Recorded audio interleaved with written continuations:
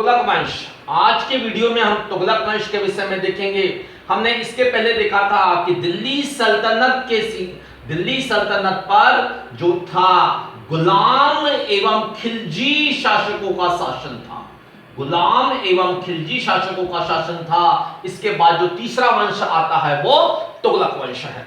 तुगलक वंश का जो शासन काल था ये 1320 से 1414 तक का था। यानी ये जो थे सबसे अधिक समय तक दिल्ली सल्तनत के सिंहासन पर शासन करने वाले इस वंश के शासक थे। इस तुगलक वंश के शासन काल में जो दिल्ली सल्तनत का साम्राज्य था ये अपने चरम पर था। ने इतना बड़ा साम्राज्य था, अभी तक गुलाम एवं खिलजी सुल्तानों के शासन काल में नहीं था। इसी समय जो था दिल्ली सल्तनत का विघटन भी प्रारंभ हुआ था। यह आपको याद रखने का है कि जो विघटन और जो ऑप्टिमम लेवल पे जो था, चरम पर जो था, तुगलक वंश के शासन काल में था।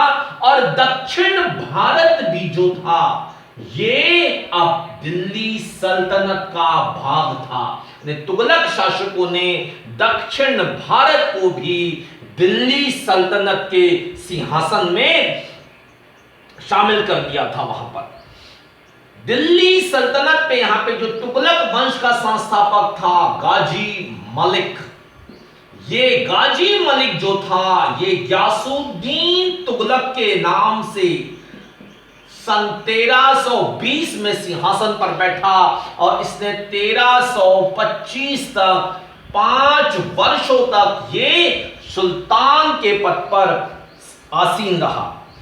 अच्छा, ये जो था ग्यासुद्दीन, इसका जन्म जो है एक तुर्क पिता और हिंदू जो जाट माता थी उससे हुआ था। और इसने अपना जीवन जो था एक साधारण सैनिक के रूप में प्रारंभ किया था। और सिंहासन पर बैठने के पूर्व ये दीपालपुर का सूबेदार था। ये जो था ग्यासुद्दीन तुगलक, इसने गाजी की उपाधि धारण की थी।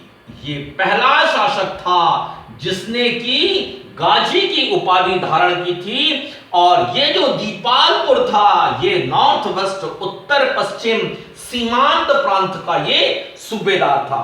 इसने अपने जीवन काल में 29 टाइम्स 29 बार, यानी ये सर्वाधिक बार इसने मंगोलों का आक्रमण किया था। यह आपको याद रखने का है कि ये जो था तुगलक जो था ग्यासुद्दीन तुगलक, इसने सबसे अधिक बार मंगोलों के आक्रमण का सामना किया था।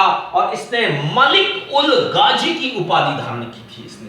इसने मलिक उल गाजी की उपाधि धारण की थी। इसके अलावा इसने जो था गाजी की उपाधि जो थी धारण की थी, ये काफिरों का वध करने वाला कहा जाता था इसको, इस वजह से इसने ये उपाधि धारण की थी। ग्यासुद्दीन तुगलक ने अपने शासन काल में जो लगान की जो दर थी वो उपज का 1/10 भाग हुआ करती थी।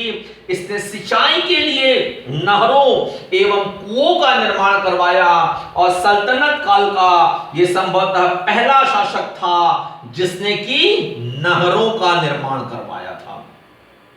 इसने अलाउद्दीन की घोड़ा दागने और हुलिया सुधार इत्यादि को दृढ़ता से लागू किया। और इसी के शासन काल के दौरान जो था वारंगल का जो शासक था प्रताप रुद्रदेव, यहां पे कि जो नाम आता है प्रताप रुद्रदेव, इसने दिल्ली सल्तनत के तुगलक वंश के शासकों के पहले जो सुल्तान थे इसके उनकी अयोग्यता के चलते इसने अपने आप को स्वतंत्र घोषित कर दिया था एवं कर देना बंद कर दिया था। इसी क्रम में ग्यासुद्दीन तुगलक ने शहजादा जूना खां के नेतृत्व में वारंगल पर आक्रमण करवाया और वहां पर प्रताप रुद्रदेव जो था यहां का शासक, ये पराजित होता है और वारंगल का नाम बदलकर सुल्तानपुर कर दिया। यानी अब जो वारंगल को जो था ये सुल्तानपुर के नाम से जाना जाने लगा था। और इस प्रकार जो था ये दक्षिण भारत का वारंगल राज्य पहला राज्य था जो दिल्ली सल्तनत में शामिल हुआ था। ये इसमें जो था बंगाल की ओर जितने भी अभी तक शासक थे, यानी आप ये देखिए कि गुलाम वंश के बाद के शासकों ने बंगाल पर तो अपना अधिकार जमाया था, लेकिन खिलजी वंश के शासकों ने इस ओर ध्यान नहीं दिया था और खिलजी शासकों ने मूलतः दक्षिण की ओर ध्यान दिया था। इस वजह से बंगाल के शासकों ने अपने को स्वतंत्र घोषित कर दिया था, लेकिन तुगलक वंश का जो था ये गयासुद्दीन तुगलक, इसने बंगाल की ओर ध्यान दिया और वहां के शासकों को पराजित करके बंगाल को भी जो था दिल्ली सल्तनत में मिलाया। ये जो बंगाल जो था अब दिल्ली सल्तनत का भाग हो चुका था और बंगाल विजय के दौरान ये जब वापस दिल्ली लौट रहा था तो इस समय मार्ग में इसके स्वागत हेतु लकड़ी का महल बनाया गया था। ये लकड़ी का महल बनाया गया था और उस स्वागत समारोह के दौरान लकड़ी के महल के ढह जाने से गयासुद्दीन तुगलक की यहां पर मृत्यु हो जाती है और ये जो था अगला सुल्तान इस वंश का जो बनता है, इसका पुत्र जूना खां मोहम्मद बिन तुगलक के नाम से सिंहासन पर बैठता है। अच्छा, ये जो था गयासुद्दीन तुगलक, इसका जो मकबरा है ये तुगलकाबाद में स्थित है। गयासुद्दीन तुगलक ने तुगलकाबाद नामक नगर की स्थापना की थी। तुगलकाबाद नामक नगर की स्थापना की थी और यहां पर रोमन शैली में एक किले का निर्माण करवाया था। रोमन शैली में किले का निर्माण करवाया था जिसे 56 कोट का किला भी कहा जाता है। 56 कोट का किला भी कहा जाता है इसे। और ये धार्मिक रूप से कट्टर मुसलमान था। हिंदुओं के प्रति इसने अनुदारता का परिचय दिया और उन मुसलमानों के प्रति उदारता का परिचय देते हुए उसने जरूरतमंद मुसलमानों के लिए इसने एक दानशाला की स्थापना भी करवाई थी।